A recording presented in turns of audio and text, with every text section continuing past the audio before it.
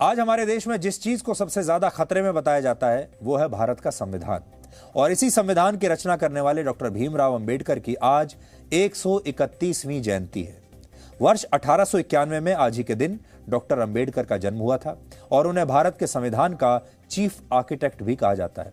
हमारे देश में डॉक्टर अंबेडकर के नाम पर कई दशकों से राजनीति होती आई है और भारत में कुल मिलाकर छोटी बड़ी 2858 पार्टियां हैं, जिनमें से 212 पार्टियां ऐसी हैं जो खुद को अंबेडकर के सिद्धांतों से प्रेरित बताती हैं और इनके नेता अंबेडकर के नाम की ठेकेदारी करके सत्ता हासिल करने की कोशिश करते रहते हैं। लेकिन आज हम आपको ये बताएंगे कि इनमें से किसी ने भी आप लोगों तक अंबेडकर के असली विचारों को पहुंचने नहीं दिया। आज हम डॉक्टर अंबेडकर के कुछ ऐसे विचार लेकर आए हैं जिन्हें मानना तो दूर बल्कि भारत के लोगों ने ठीक उनके विपरीत काम किया है और आप भी आज हैरान रह जाएंगे। इसलिए डॉक्टर अंबेडकर के जन्मदिन को मनाना, लोगों को बधाई देना तो एक तरीके से एक परंपरा सी बन गई है और सभी लोग उसे निभा देते हैं, लेकिन डॉक्टर अंबेडकर को ठीक से समझा कोई नहीं। आज हमें यह बताते हुए बहुत दुख हो रहा है कि आज जब पूरा देश डॉक्टर अंबेडकर को याद कर रहा है, तब देश की राजधानी दिल्ली के पास नोएडा के एक इलाके में अंबेडकर की प्रतिमा को तोड़ दिया गया। इस मामले में पुलिस ने अज्ञात लोगों के खिलाफ मुकदमा दर्ज किया है और ऐसा बताया जा रहा है कि यह घटना इस इलाके में सांप्रदायिक तनाव बढ़ाने की मंशा से की गई। यानी अंबेडकर ने जिस देश को एक धर्मनिरपेक्ष संविधान दिया, उसी देश में आज उन्हीं की जयंती पर सांप्रदायिक तनाव फैलाने की खबरें आ रही हैं। असल में आजाद भारत को लेकर अंबेडकर के जितने भी विचार थे और वो जिस तरह के भारत का सपना देखते थे, उन विचारों का कभी पालन हुआ ही नहीं। अंबेडकर मानते थे कि कोई भी नेता देश से बड़ा नहीं होता और इसीलिए किसी भी नेता की मूर्ति लगाकर उसकी पूजा करना इस देश के नागरिकों के लिए सही नहीं होगा। यानी अंबेडकर नेताओं की प्रतिमा लगाकर उन्हें स्मरण करने के खिलाफ थे। लेकिन भारत के नेताओं ने इसी देश में अंबेडकर की हजारों मूर्तियां बनवाई और उनके नाम पर चुनावों में वोट मांगे और कुछ मीडिया रिपोर्ट्स के मुताबिक आज पूरे देश में सबसे ज्यादा प्रतिमाएं डॉक्टर अंबेडकर की ही है। और ऐसा नहीं कि डॉक्टर अंबेडकर ये कहकर गए हों कि मेरी प्रतिमा बनवाइएगा, वो तो इसके खिलाफ थे। असल में उनकी प्रतिमाएं बनाकर अलग अलग पार्टियां वोट बटोरना चाहती हैं, अपनी मार्केटिंग करना चाहती हैं। और यह स्थिति भी तब है जब आज से लगभग 80 साल पहले 18 जनवरी 1943 को डॉक्टर अंबेडकर ने कहा था कि वो मूर्तियों के उपासक नहीं है, वो उन्हें तोड़ने में विश्वास रखते हैं। इसी भाषण में वो ये भी बताते हैं कि उनके लिए ये कहा जाता है कि वो महात्मा गांधी और मोहम्मद अली जिन्ना से नफरत करते हैं, जबकि ऐसा नहीं है। वो गांधी और जिन्ना को नापसंद करते हैं क्योंकि वो किसी भी नेता की बजाय अपने देश से प्यार करना ज्यादा जरूरी समझते हैं। अंबेडकर ने अपने इस भाषण में यह बात भी कही थी कि उन्हें उम्मीद है कि भारत के लोग एक दिन यह बात जरूर सीखेंगे कि कोई भी नेता देश से बड़ा नहीं होता और नायक पूजा का सच भारत में हमेशा कठोर और दुर्भाग्यपूर्ण ही होगा, ये कहकर गए वो। ये शब्द डॉक्टर अंबेडकर के थे। लेकिन हमारे देश में इस पर जरा भी अमल नहीं हुआ और हमारे देश के नेताओं ने उन्हीं की प्रतिमाएं भारत में बनवाई। और उन्हीं की नहीं, आज हमारे देश में सबसे जो बड़ी परंपरा है राजनीति में, वो नेताओं की प्रतिमा बनाना और हर जगह बनाकर उन्हें लगा देना, ये हमारे देश की परंपरा बन चुकी है। इसी तरह डॉक्टर अंबेडकर ने खुद संविधान बनाते वक्त उसमें आरक्षण की स्थायी व्यवस्था नहीं की थी। 30 नवंबर 1948 को जब संविधान सभा में आरक्षण पर बहस हुई, तब अंबेडकर ने कहा था कि आरक्षण लागू होने के 10 साल में इस बात की समीक्षा होनी चाहिए कि जिन्हें आरक्षण दिया गया है, क्या उनकी स्थिति में कोई सुधार हुआ है या नहीं। उन्होंने ये भी कहा कि अगर आरक्षण से किसी वर्ग का विकास हो जाता है तो उसके आगे की पीढ़ी को आरक्षण का लाभ नहीं देना चाहिए। इसके पीछे उन्होंने ये वजह बताई कि आरक्षण का मतलब बैसाखी नहीं है जिसके सहारे पूरी जिंदगी काट दी जाए। यह विकसित होने का एकमात्र एक अधिकार है। लेकिन हमारे देश में वोट बैंक की राजनीति की वजह से अंबेडकर के इस विचार की गंभीरता को समझा नहीं गया और हमारे देश की राजनीति ने आरक्षण की व्यवस्था को स्थायी बना दिया। आज भारत में किसी पार्टी में, किसी नेता में इतना दम नहीं कि वो आकर ये कह दे कि वो आरक्षण को बंद कर रहा है। यहां तक कि ये बात हम बार बार कहते आए हैं कि आरक्षण जिन लोगों को मिल रहा है उनके बारे में एक आकलन होना चाहिए और अगर किसी एक परिवार को आरक्षण का लाभ मिल चुका है और वो परिवार अब इस स्थिति में आ गया है कि उसे अब इस बैसाखी की आवश्यकता नहीं है, तो फिर उसका आरक्षण बंद होना चाहिए और फिर ये आरक्षण ऐसे परिवार को मिलना चाहिए, ऐसे लोगों को मिलना चाहिए जिन्हें वाकई आरक्षण की जरूरत है, जिन्हें इस बैसाखी की जरूरत है। आज हमारे देश में किसी पार्टी की हिम्मत नहीं, अंबेडकर के जो अनुयायी हैं, अंबेडकर के नाम पर जो राजनीति कर रहे हैं, उनमें भी ये हिम्मत नहीं है कि वो डॉक्टर अंबेडकर के इस विचार को अपने लोगों के सामने स्वीकार कर लें। कोई इस बारे में बात भी नहीं करेगा, क्योंकि जैसे ही वो ऐसा करेंगे चुनाव हार जाएंगे। इसलिए डॉक्टर अंबेडकर ने तो आरक्षण को समाज को सुधारने के लिए पेश किया था देश के सामने, लेकिन उनके चेलों ने, उनके शिष्यों ने इसे चुनाव जीतने का एक फॉर्मूला बना लिया। अंबेडकर भारत बंद और सत्याग्रह जैसे पारंपरिक आंदोलनों के भी खिलाफ थे, लेकिन हमारे देश के लोगों ने उनके इस विचार को भी कभी नहीं अपनाया। वर्ष 1949 में संविधान सभा में दिए अपने आखिरी भाषण में अंबेडकर ने कहा था कि भारत को अगर आगे बढ़ना है तो उसे प्रजातंत्र में विरोध जताने की उन परंपराओं को छोड़ना होगा जिनमें सत्याग्रह और असहयोग जैसे आंदोलन किए जाते हैं। उन्होंने कहा था कि जब लोग संवैधानिक अधिकार और लोकतांत्रिक व्यवस्था होते हुए भी पारंपरिक आंदोलन को विरोध के तरीके के रूप में अपनाएंगे तो फिर आजादी का कोई मतलब नहीं रह जाएगा। इसको और आप अगर ठीक से समझना चाहें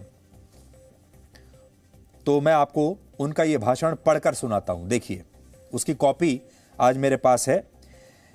वो कहते हैं, यदि हम लोकतंत्र को केवल रूप में ही नहीं वरन यथार्थ में बनाए रखना चाहते हैं तो हमें क्या करना चाहिए?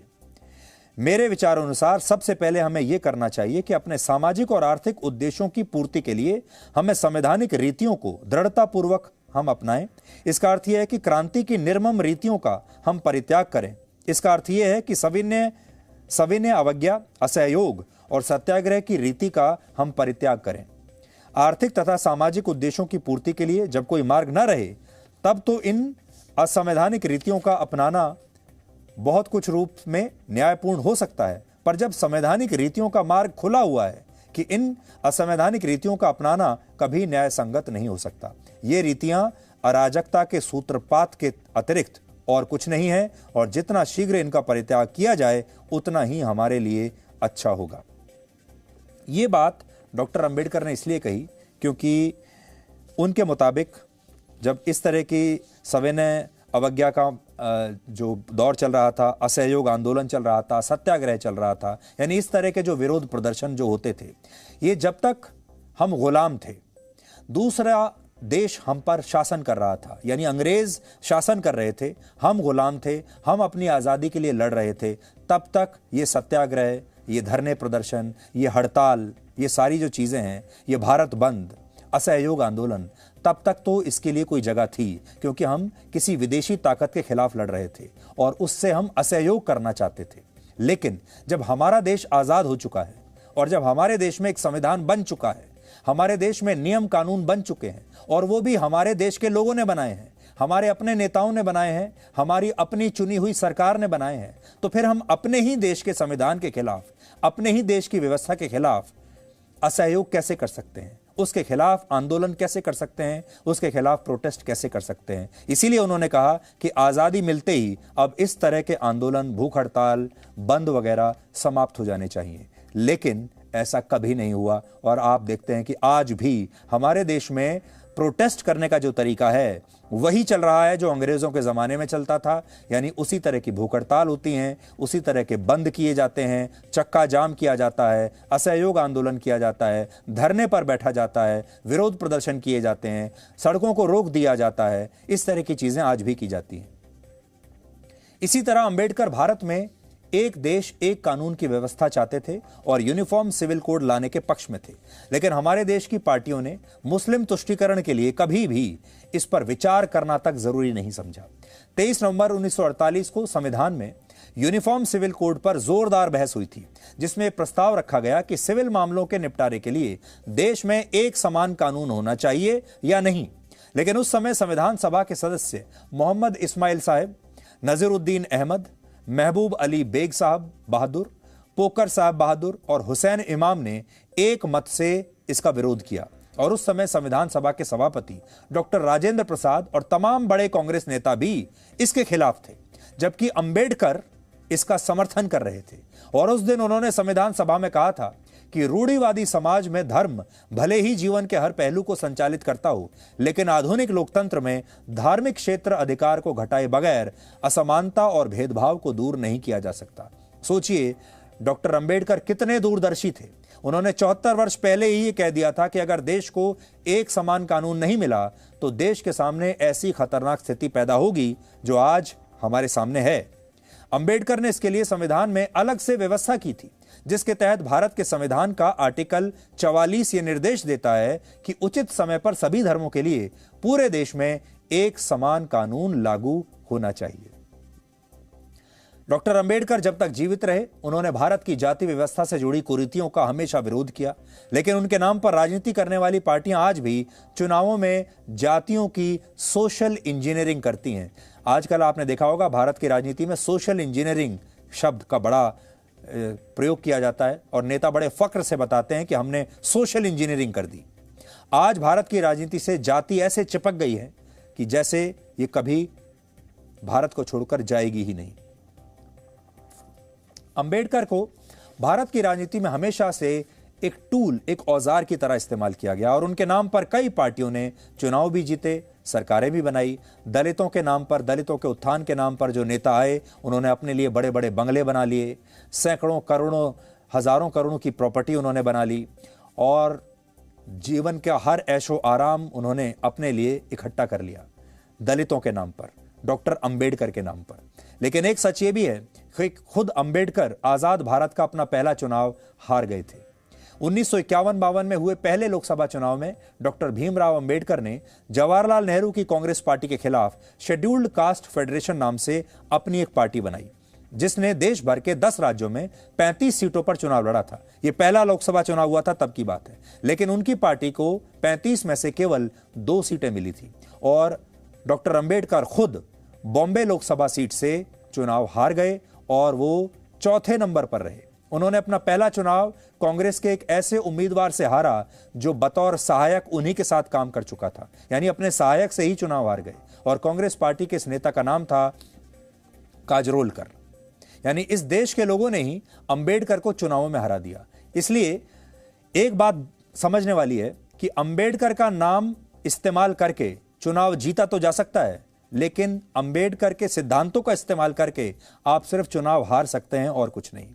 अंबेडकर ने अपनी मृत्यु के बाद न जाने कितने नेताओं की जिंदगी बना दी, कितनी पार्टियों को सत्ता तक पहुंचा दिया, आज भी पहुंचा रहे हैं, कितने वोट उनको दिलवा दिए, लेकिन वो खुद चुनाव हार गए। इसलिए हार गए क्योंकि उनके जो विचार थे, उनके जो सिद्धांत थे, वो सही थे, वो सच के साथ थे। और हमारी जो राजनीति है वो झूठ पर खड़ी हुई है, धोखे पर खड़ी हुई है, जिससे पता चलता है कि उस समय भी हमारे देश के बहुत सारे लोग अंबेडकर को एक नेता के तौर पर तो पसंद करते थे, लेकिन वोट उन्हीं पार्टियों को देते थे जो मुस्लिम तुष्टीकरण की राजनीति करती थी। भीमराव अंबेडकर देश के पहले कानून मंत्री भी थे, लेकिन वर्ष 1951 में जब जवाहरलाल नेहरू ने हिंदू कोड बिल वापस लिया तो अंबेडकर ने मंत्री पद से इस्तीफा दे दिया था और बाद में कांग्रेस को भी छोड़ दिया था। यह बिल 1951 में पेश हुआ था, जिसके तहत हिंदू धर्म में विवाह, संपत्ति के बंटवारे और महिलाओं को तलाक का अधिकार सुनिश्चित किया गया। उस समय बहस इस बात पर थी कि केवल हिंदू धर्म के लोगों पर ही इस तरह का कानून क्यों थोपा जा रहा है। जब देश धर्मनिरपेक्ष है तो मुसलमानों के लिए ऐसा कोई कानून या बिल क्यों नहीं लाया गया। ये सारी बहस पहले आम चुनाव के समय हो रही थी, इसलिए नेहरू ने इस बिल को टाल दिया, ये सोचकर कि इस पर कुछ भी अगर करेंगे तो चुनाव में नुकसान हो जाएगा। यानी हमारे देश में शुरुआत से सरकार कोई भी फैसला जब लेती थी तो चुनावों को ध्यान में रखकर लेती थी। और इसी से नाराज होकर अंबेडकर ने कानून मंत्री के पद से अपना इस्तीफा दे दिया था। एक और बात, नेहरू ने स्वयं प्रधानमंत्री रहते हुए खुद को भारत रत्न पुरस्कार दिया था। खुद प्रधानमंत्री रहते हुए अपने आप को भारत रत्न दे दिया। इंदिरा गांधी को भी प्रधानमंत्री रहते हुए वर्ष 1971 में भारत रत्न मिल गया था और इसी तरह उनके बेटे राजीव गांधी को उनकी मृत्यु के 2 साल के बाद ही 1991 में मरणोपरांत भारत रत्न मिला। लेकिन भीमराव अंबेडकर को उनकी मृत्यु के 34 वर्षों के बाद भारत रत्न से सम्मानित किया गया था। इसी तरह सुभाष चंद्र बोस और सरदार पटेल को भी भारत रत्न का सम्मान तब मिला जब पीवी नरसिम्हा राव देश के प्रधानमंत्री बने।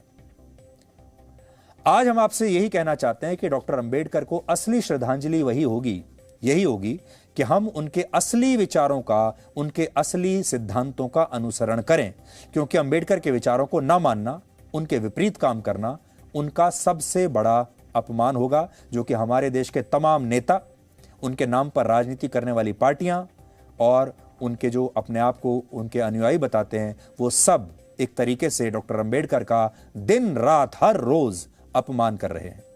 Presenting B News app, available on Google Play and App Store. Download it now.